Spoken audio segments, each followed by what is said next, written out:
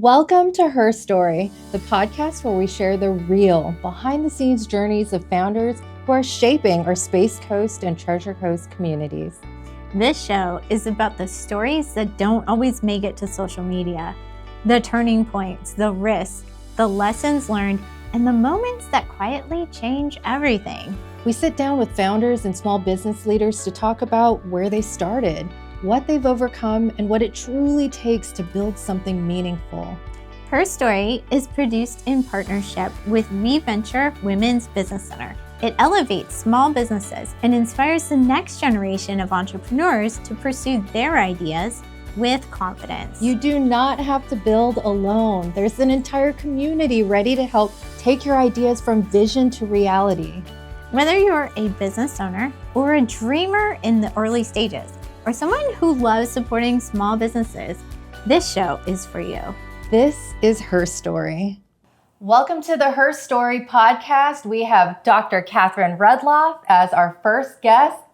Welcome. Can you tell us a little bit about weVENTURE and your role there? Absolutely. Well, thank you both for helping lead this initiative. We're so excited to partner with you and bring this to life. And so as you said, I'm the executive director of weVENTURE Women's Business Center. We are a program of the Florida Tech BIS College of Business.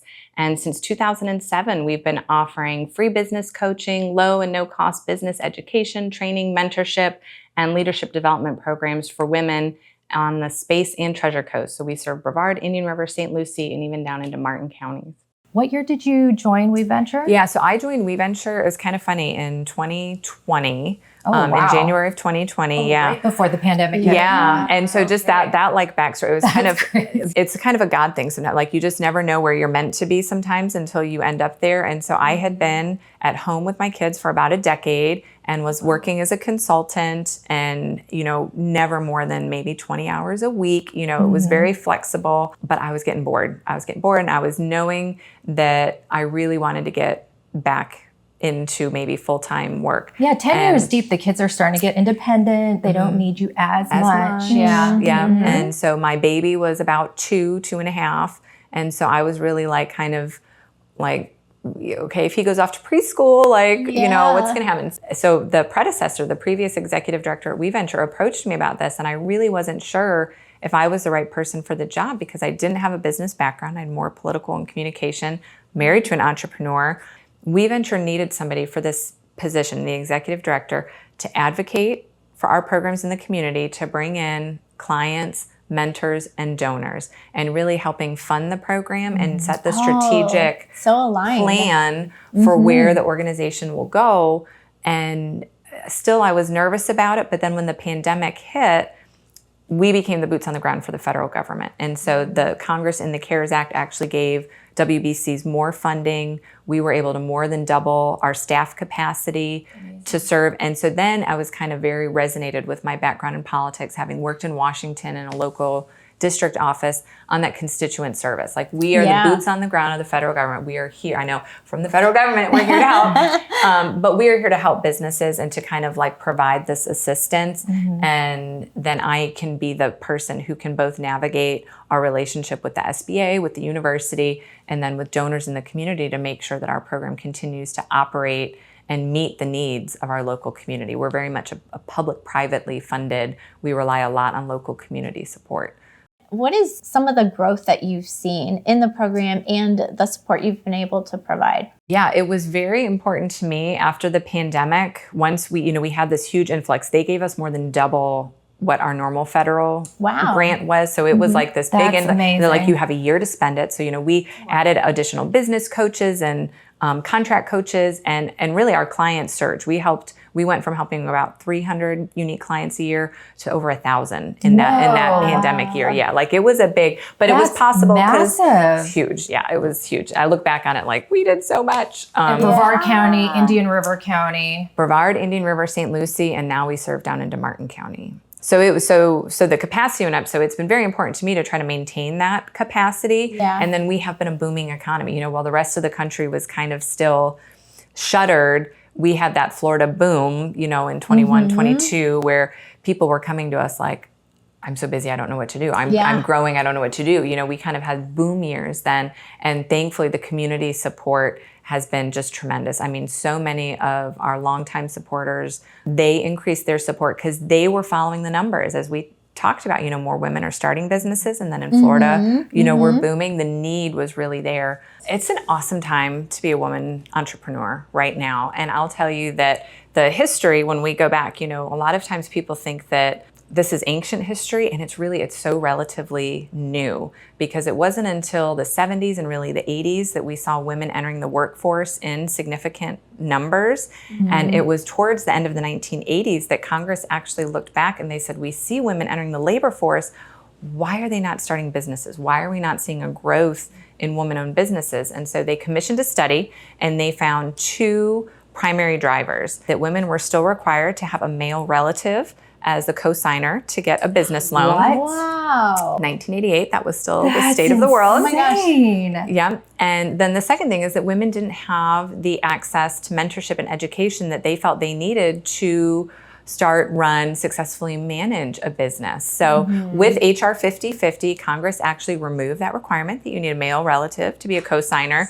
And they created the Women's Business Center program to help provide mentorship, education, training, to give women more confidence and access to the local resources and support they need to start and grow their businesses.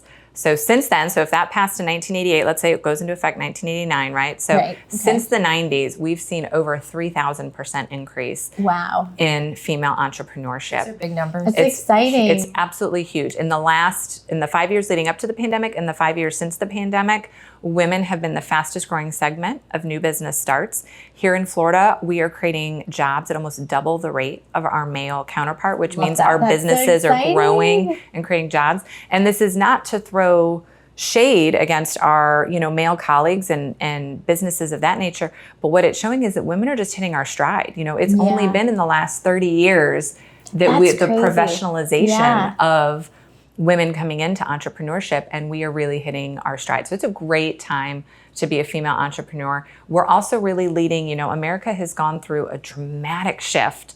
And this is something that I think economists study a lot, but we don't all internally think about. We have gone from this manufacturing type producing things to a very service and knowledge based centered economy. It's been a huge shift, and we see that in numbers and where the workforce is. That tends to benefit because a lot of the businesses we see women starting are services or professional services. And then the growth and the importance of healthcare right now. Every year, about 25% of our clients at weVENTURE are somehow related to healthcare or health services. And that's just obviously in Florida, but it is also across the country. Like healthcare and health services are really huge. And so tons of market opportunity, lots of growth happening. And if you are an entrepreneur and you're thinking about getting started, it is no matter the economic uncertainty, if you know that you are in a market like what we have here in the Space Coast that's growing, we're pretty diverse. We are always there. There is room for everyone. Like we need more of everything right now, right? So let's talk about it. Let's make your dream a reality. That's important to know. It's not a competitive market where there's not enough opportunity, so people can really go into something that they really want to. It's a great place to own a small business and start something new. So do they attribute a lot of this growth, the spike, the increase to COVID? Yes and no. So one of the data points that I kind of have noticed and that I've been following, they kind of called it a She-cession at first, if you remember, because women were leaving traditional wage labor in really large numbers. When we were talking about that big resignation in the fall of 2020 and going into 2021, it was by far kind of female heavy. But then as the labor market and the data was coming out and we're looking back retroactively, they were leaving traditional wage labor, but they were starting jobs. Those LLCs were being formed and they were saying, you know what? It is a competing interest for me to try to juggle the home requirements. Well, kids a lot were at home or at school, or elderly family that we were caring for, others who were sick. And so we did see that kind of surge in self-employment. But, and I will say this is a big but, that is true no matter what. So one of the other key points that I don't think most people realize is that 90% of women-owned businesses are solopreneurs, self-employed individuals with no other employees. And about 80% of male-owned businesses are actually solopreneurs with no other employees. Yeah. The percent of firms that are actually employer firms is very small. And there's like kind of a big difference between those or that the 0 to 50 and then 50 to 500. And then it's really only 2 or 3% of the economy makes it to that big 500 plus corporate, right? But they employ about 50% of the workforce. And then the other 50% are either self-employed or employed by small businesses. So, yeah, so it's just kind of some interesting numbers, but we as a country are very reliant, and there has been a shift over these last 30 years of men and women into increasingly reliant on self-employment. Another driver was the American healthcare, because now, if you are a small business, once you get to the 50 full-time equivalent, you have to offer healthcare benefits. So a lot of small businesses have an incentive to kind of think about, is this really an employee, or is this something we can use as on a contract basis, so that they don't trigger they stay that. Just they stay under just the under threshold. Yeah. So you touched on a few interesting things. First, the shift of women going into the workplace, the solopreneurship to try and balance all the things. Can we talk more about those different seasons of life? I love thinking about it in seasons and generationally, because that's really how we've progressed. Because it's not the case that women didn't work or that women didn't own businesses. It's just that the nature of work and the types of businesses that we own is changing. So in my own family history, I think back to my grandmother, who was home, raising the children while my grandfather worked outside the home. But she took in wash and laundry, right? She's washing and doing the ironing for other professionals in the area. She was getting paid for it. They used to call it pin money, because the women would just stick it in their bra, right? It's their little pin money. That was how she earned money. The next generation, my mom, when she was the mom of 5 children, she brought in other kids into the home, right? She's home, and she had the kind of babysitting co-op, and that was how she was doing it. And then with a high school degree, when she re-entered the workforce, when she was ready to enter, it was kind of an administrative services in business, and she loved it, and it was great for her, and she had a wonderful career.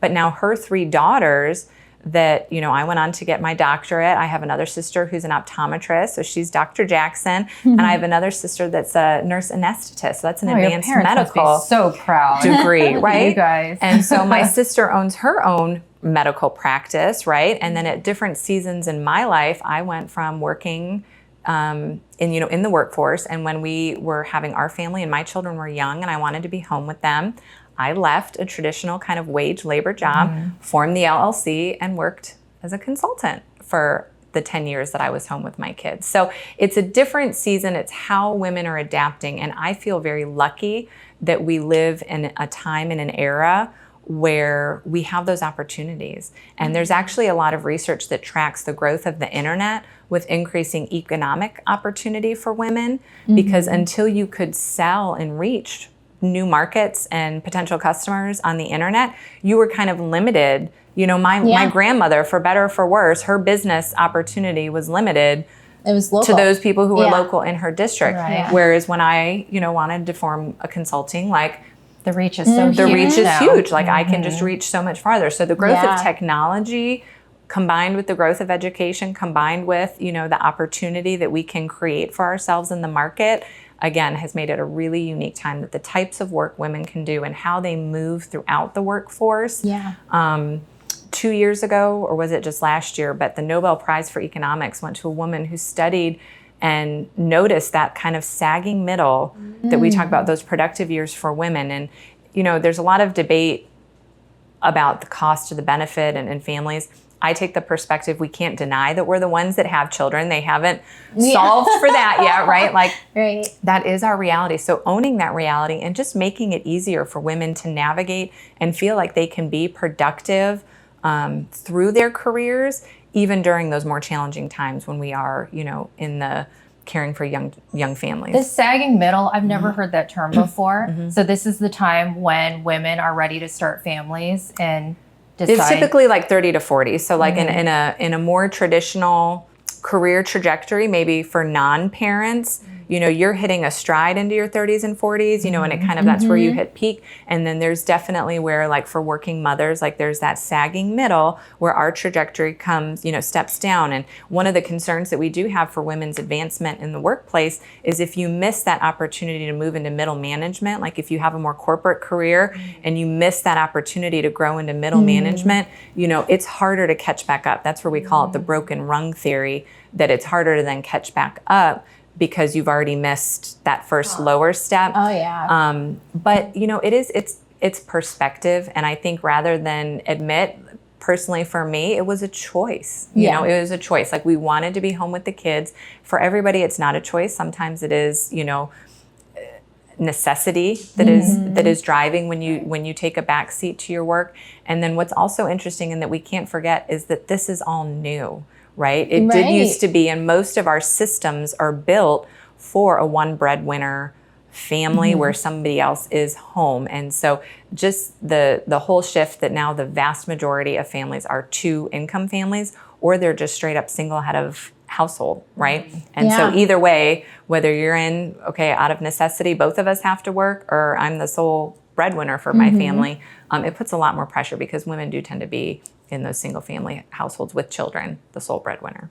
So your dissertation, you did a lot of research looking at the national picture of the state of small businesses and women. Can you talk about some of the data that you uncovered with that? Yeah, so I created a composite index of what are defined as family supportive policies. So various government policies that are designed to help keep folks in the workforce, right? That these are done with the mind of that we are supporting, and it should take some of the burden of responsibility off of individuals so that they can stay productive members of our labor force. So that's a family supportive policy. The problem that we have in the United States is that we really are very different. We don't have a lot of national policies at this level. Our federalist structure means that the 50 states experiment. And so what VPK programs look like, what various early childhood education and care, what healthcare programs are available, what workplace laws are governed are different in all 50 states. So this composite index let me compare states and say those that have more family supportive policies, what does that do to female labor force participation? What does it do to the gender gap in labor force participation, the difference between men and women? What does it do to self-employment and then solopreneurship? And we did find significant results that those states that have more family supportive policies see an increase in women participating in the labor force, and there is a narrowing of the gender gap in the labor force. And then we did find significant data that showed that it does reduce the amount of solopreneurship among women. What are some examples of those states that are doing it right? That are doing it really well? Vermont. Go Vermont with, very small population. It's a lot easier to do things there. But New Jersey, New York, like you might kind of imagine the East and West Coast. California ranks fairly high in doing. So a lot of the bigger states. A lot of the bigger states. And then you might say, those that get more ambitious and progressive with how they approach. The right to work laws make a big difference as well. Our country is about 50-50 split in being a right to work state or not. And those states that have more strong workforce protections have also started experimenting with things that make a big difference for families, like predictable scheduling laws. You have to give your employees a 2-week notice so that they then could plan for child care or other things, as opposed to some states where it is still very much that an employer can call and say, I need you to work 12-hour shift tomorrow. And that can be very disruptive, and that can limit who is available to do those kinds of jobs and that kind of work if that's the environment that they operate in, as opposed to having predictable work schedules. And then, paid sick leave, paid family leave, things like that are starting to be experimented at the state level, but that we don't have at the national level. I would love to tap into and hear some success stories, some different businesses that you've worked with and you've seen their growth over the years. Yeah, so one that I think is going to be featured that I'm very excited about, and then it's top of mind right now. Sarah Smith with Southern Caramel. So delicious. Yeah, delicious. This is kind of, when you think of a client trajectory. You know, she's not a chef by trade, right? She had a typical kind of corporate career. Yeah, we read her profile, aerospace. Aerospace. This is a smart lady, Yeah. had a passion, starts, you know, playing and experimenting. People, oh, I love it. You should sell it. Oh, you should make it. Like, okay, maybe I could make a thing of this. I love that her coworkers encouraged her too. I think if you've tried her caramel, everybody. Oh, I can't we wait. need more. She's everywhere now too. Yeah. Whole Foods. Yeah. Yeah. That's So amazing. so she's grown from literally like out of her own kitchen, and then So you know, inspiring. kind of like borrowing the kitchen time and getting it where you can, to then her own facility, having some of those wholesale partnerships for distribution, you know, having her own distribution on that. I don't think the retail store's ever taken off because nobody's really driving around looking for caramel, you know, but those partnerships are taking off. And then just this past summer, was able to start selling on Amazon. Oh, and that's huge. to get to the point where you can sell on Amazon, she's no longer shipping out like by the bot, right? She's got to ship out by the pallet. So I can't even fathom that. bigger facilities, Yeah. you know, more staffing, you know, just the logistics behind getting ready. So we're heading in. This will be her first holiday season on Amazon. Oh, that's and big. very, very excited to see this brand really truly go national. That has to be like so hugely So gratifying. our Ignite program, you know, we keep up and we track with our clients. It's not one and done. You know, we want to stay in touch with you, and we'll check in with you 30, 60, 90 days. You know, do you need to talk? How are you? And one of the questions that we do is track, you know, your growth in revenue and employment. And with our Ignite 360 program, every single client goes on to create jobs. Every single client that has graduated from Ignite has seen an increase in revenue within 6 months. Wow. We like to say our average is about a 40% increase in revenue upon graduation. That's huge. Yeah, it's a big jump. Did you guys hear that? and 40% growth. and that's the type of outcomes that people, they need help to unlock, right? Maybe that potential was already there, but one of the reasons that many entrepreneurs and businesses fail is because of burnout. If you don't work to put like if you have that opportunity, maybe that revenue would have come with or without our help, but at what cost? And would they have been able to navigate that scale opportunity, right? So it could be chicken and egg, but either way, we do like to focus on that. Sometimes growing is just as hard as just getting started, right? And those pain and those inflection points and helping create a system and processes. And I think I've said it to both of you too. It's not a business until it can operate without you. And so helping individuals go from being the doer to really managing the systems and processes that make it a valuable business. Yeah, what you said right there has really stuck with me, and it's been keeping me up at night. So I need to schedule some time to talk with your team. Yeah, we're at an interesting place too now with our son graduating in 3 years. It's really forcing us to think about the future of our business. Your business, where do you want to go? Yeah, you'd be a great candidate either for Ignite right now or just joining the CEO peer group and like really spending time in an environment where we're thinking strategically about what should you be measuring, looking at, focusing on growing. And sometimes it's just having that accountability of a coach or peer group, you know, that helps you. And again, talking through, you know, in the safe space. So you're like a business therapist. It is kind of like, I just did a podcast with my friend who's a therapist, and we talked about the very similarities. And everybody should feel like, you know, if we've normalized mental health, that you can go and you have a place to process and talk through. That is sort of what we try to be, because when you own a business, you're selling all the time. We are a confidential resource where you can come and say, I think I messed up.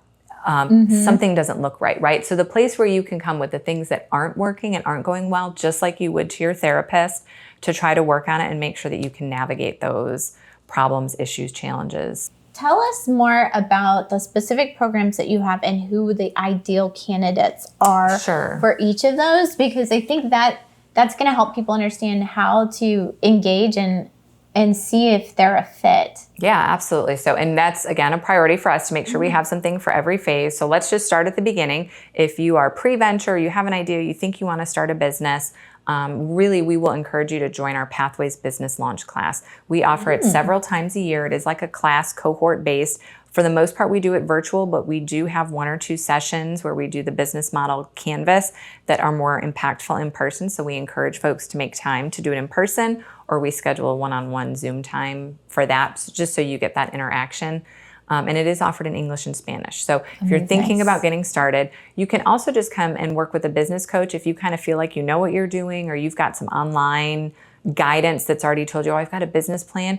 Just request a consultation with our coach and just get started. And that's free, right? That's free. Our business coaching is free. Realize that. And the free business coaching is available to you at every phase. And really what that is that you shouldn't have to pay to ask questions. You shouldn't have to pay to have those check-ins. That's so amazing. It's like, that's where people need to have the safe space. And we, for each client, after we've gotten to know you and we understand your business challenges and opportunities, we're going to say, okay, this is what we think you should be working on. And we call that your individual entrepreneur plan. It might be a referral to a program. It might be a specific assignment or checklist, like come back when you finished your marketing plan, whatever it is. And as long as they're working their IEP, they can come back for free coaching. Oh, I love So just that. like kids in school, right? Yeah. And then after Pathways, you might graduate into transitions. So that's part of our Ignite 360. We kind of have that designates our fee for service programs when they're branded Ignite 360. But Transitions is really designed, it's a 3-month program for more one-on-one support. So let's just say you needed to develop those standard operating procedures and an employee manual so you feel like you can step out of the business and you could hire people and managers and saying this is the expectation. We could pair you up with an HR professional that would really work with you for 3 months and help you get through that project, that hurdle, right? And then after Transitions, you might be ready for Ignite 360 Advantage, which is when you've hit a growth point or we're navigating some challenges. And that is a team of mentors that we will put with you for usually about 6 months. And so that might be different. You can imagine, let's say now you're ready to grow and you're hiring. And so Darcy, you really need the legal advice. You need, again, some HR support because you need to refine your onboarding because now you're more recruitment and business development and you want the team doing things. And then we might have to rethink about our branding professional to come in, and taking that business to the next level. Yeah, the legalities and HR, I don't know any of that's not my forte. And for so many of us small business owners, like we just don't know. Yeah. You don't know what you don't know. You don't know what you don't know. Yeah. And we work with a lot of the banks that invest in us also have team members that volunteer with us to talk about getting lender ready. So like when you're at that phase of your business, a lot of times we're focusing on helping you get lender ready because in America today, the reality is the SBA loan is still the best product and the one that most small businesses are going to be able to access and leverage to grow their business. Yeah. There's nobody waiting to throw money and give you grants. There's no, private equity and venture capital coming in for most small businesses, right? Like the majority of our business, 90% of ours, an SBA loan product or access to some working capital is going to be the best route. We also do the Athena Leadership Development Program and then our CEO peer group. So that's for women who, I would say Athena, we say is for emerging female leaders. It's not an age thing. That is just when you feel like, okay, I'm Where stepping you are in your career. into more management and career and I want to become a more confident leader. And so we do have several folks that like they've had wonderful and great careers, but now for the first time, they see themselves, I'm really in charge. I'm managing. People are looking to me. So Athena is a great opportunity to help you be a more confident leader. And then our CEO peer group, that is for more established businesses. It's not necessarily by size, but we do look that your revenue, you're in a solid growth place and you are growth oriented. These are for the women that want to get together with other ambitious women, guided by Jeanette as a wonderful facilitator to tackle strategic priorities to help your business grow.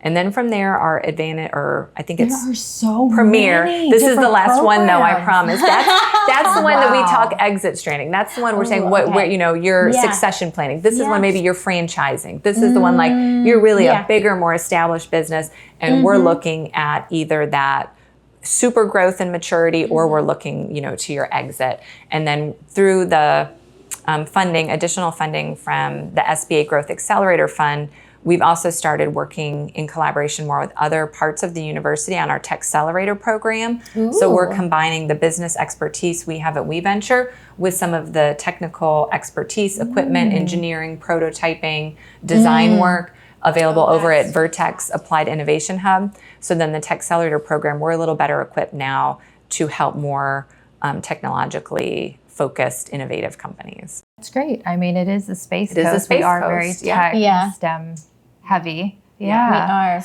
So yeah, no matter where you're at in your business journey, we want to help you. weVENTURE has a program, a service. We will find the right mentor for you. If we don't have all the answers, that is the wonderful thing about our network. We have tremendous network of mentors and volunteers and seasoned professionals that love to come back and work with you. Most of the time, they're coming back and they're volunteering. They're doing it for free. All right, Kathryn, can you give us a few more examples of the challenges that some of these businesses have faced with the help of weVENTURE? Yeah, so every business is unique. No two business journeys and archetypes are the same, and we see the whole gamut. So from somebody that found themselves suddenly a CEO, like maybe that family business suddenly loses the leader, and all of a sudden you've got somebody, in their 20s that's thrust upon the responsibility of taking over, what is a thriving and wonderful business, but was family owned, was sole proprietorship. So we've helped people navigate that type of sudden entrepreneurship, where it falls in your lap. That's major. We have wonderful friends at Melifiore Salon and Spa that we've worked with since the beginning. And Kyle, it's a husband-wife partnership. And it was kind of his MBA project at Florida Tech was this business plan. And he likes to tell the story that his professors were like, if you guys don't do this, you're crazy, right? Like this is a good idea. Yeah, I'm going to start this business for you. So Iris is the practitioner and wonderful patient care, and Kyle's kind of the business brand. And together, the two of them over the course of the years, they've served on our board. They've gone through Ignite 360, our CEO peer groups. Kyle's been a business coach during the pandemic. He stepped up and helped. But at every phase, it's different challenges. It's the just getting started, and then it's the hiring, and then it's the growth. And then most recently, they went through, securing an SBA loan to finance an expansion and just open their new building. At Valley Bank, there isn't a how we haven't heard. How? How? How? How? How do we pay for these? How do I pass down what I built? How do we grow with someone who gets it? How do I go from here to there? How do we afford a bigger place? How do I make this work? Listening is how. Understanding is how. Caring is how. Valley Bank, that's how. It never gets easy, and people, even a wonderful team like they are, needs support and help and guidance. And we're excited to just be an ear that can listen and be their cheerleaders, encouraging them as a partnership, because they're a husband and wife partnership. A husband and wife partnership. Yeah, which is also a growing business model. Yeah, family partnerships and family businesses it's hard. Yeah, that unique relationship faces its own challenges. It's unique and it's hard, but sometimes for some people and some families, it is perfect, and you can really make it work. And our goal is always to make sure that you are thinking about your financial stability and success, handling your personal life and how you handle that. You need an actual therapist for those, but we'll help make sure the business is doing well in those defined roles. And then another example that comes to mind that's challenging is when partnerships don't go well and when they fall apart. That's heartbreaking. And so helping some clients work through, hey, we thought we were going to build this together. We had big plans. We had big dreams. Another client that we'll hear from on this series is going to be Paws, and that was kind of how they came and went through the Ignite program during a time where they were navigating a breakup of a partnership. And so doing that well and making sure that what's best for the business is prioritized is then allowed Paws and Megan to go on and grow. So it gets complicated, and that's where none of these stories can be told with just the highlight reel. In 2 minutes. And we these last few years we've recorded, and you can go on our YouTube page, more like testimonials, and they're short and they're snippets, and this is how weVENTURE helped, and I'm so grateful, which we love and I think is a powerful communicator. But the podcast was on my heart to help tell the full story of what do businesses go through. So I'm so excited that you, as two female founders, came to us and were like, hey, we want to do this too. We're interested in those stories. And that we have sponsors like Valley Bank that know and value. Yes, thank you, Valley Bank. Thank you, Valley Bank. They just hosted their own event kind of focused about HerStory, that they want to invest in individuals. And they see that when you give individuals the right support, they can be successful. We can set you up. We can help set you up for success. Yeah, there's so much more to all of our stories and our journeys. There's so many lessons that we learn along the way that can be passed on. It's not cookie cutter. Yeah. We are winging it as we go because we've never done this before. We've never experienced every step along the way. So every time we reach a new milestone, it's new. Yeah. So that could be really scary. So to have that resource to tap into. To have a team of resources of other people who've been through and it. truly the whole community. It's a community program. And I would just, to make you feel better, it's new to you, but you are not the first person to go through it, right? And so part of what we try to do is help entrepreneurs not feel so alone and not feel like they're making a mistake because they're facing something new that they don't understand. Like, I promise, if you're having an HR issue, if you're having a bookkeeping issue, if you're having whatever issue it could be, somebody else has had that as well. You can spit off 50 other businesses off the top of your head. Yeah, and Google's a great business coach. AI is a great business coach. How do I? What should I? What do other people? There is so much information out there. Misty Merritt, who I adore, and she's the CEO of Novel Engineering. One of those little testimonial clips, she was like, the difference between just reading in a book or asking ChatGPT or Googling is really the ability to converse and ask a question and follow up with a human being who's invested in your success and helping you make the strategic, aligned decision to make sure this is in the best interest. Because reading in a book or what should be done still might not be what's best for your situation, your market, 100%. your time. You've still got to consider all of those localized factors with the best practice, that you might read about in a book or ChatGPT might tell you. In this digital age, it's still all about the in-person conversations with other human beings. I mean, there's so much value in that and how it connects us as a community. And we just learn and grow so much more than what you would experience doing this. Well, it should be a collaboration. Like, we should be able to ask questions and have other people ask us questions so that we can really, truly get to the deeper piece of it. And when we are running our businesses, it's deeply in us, in our humanity. So to have a relationship, because textbooks and chat, like, they're not living and experiencing this with us. And just to know that resource is right at your fingertips. Yes. It truly is a phone call or an email away. Well, and reflection is so powerful. And we can't always reflect accurately on ourselves. We all have blind spots. We all have blind spots. So to be able to have a trusted, vetted team that we know is truly advocating for us. Yeah. And that's the most important part. There's a lot of consultants out there doing great work, but a lot of them have their own, agendas or very specific goals. And when you can find mentors that are truly invested in what do you want to accomplish, what are you bringing to really helping you navigate it for yourself, that's a very different type of invaluable support. And it's why we always try to keep, and why our goal of getting community support in there to offer the free business coaching is free, because there are great you can find a paid consultant and professional. For everything. Especially these days. For everything. Everyone's a consultant. For everything. And I know some people are like, well, if it's free, you get what you pay for. Well, it's kind of the opposite. When you pay for something, they have a vested interest in telling you whatever it is that's going to get you to keep giving them money.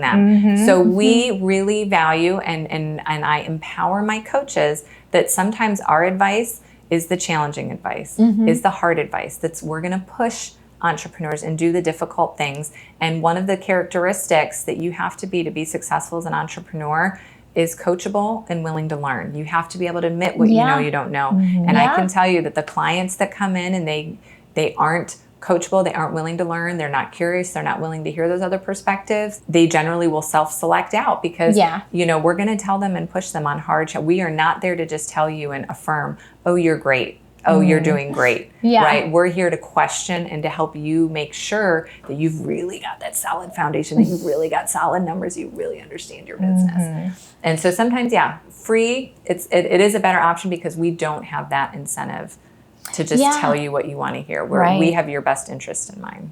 Having the federal funding, too, to back this program really means that it is our country that has a vested interest in the growth 100%. of these businesses. The SBA and the government understands, what do we all hear? You hear the phrase, small business is the backbone of the economy. It is. It is the It's backbone the of the heart of our economy. We have a communities. very much a vested interest in supporting small businesses.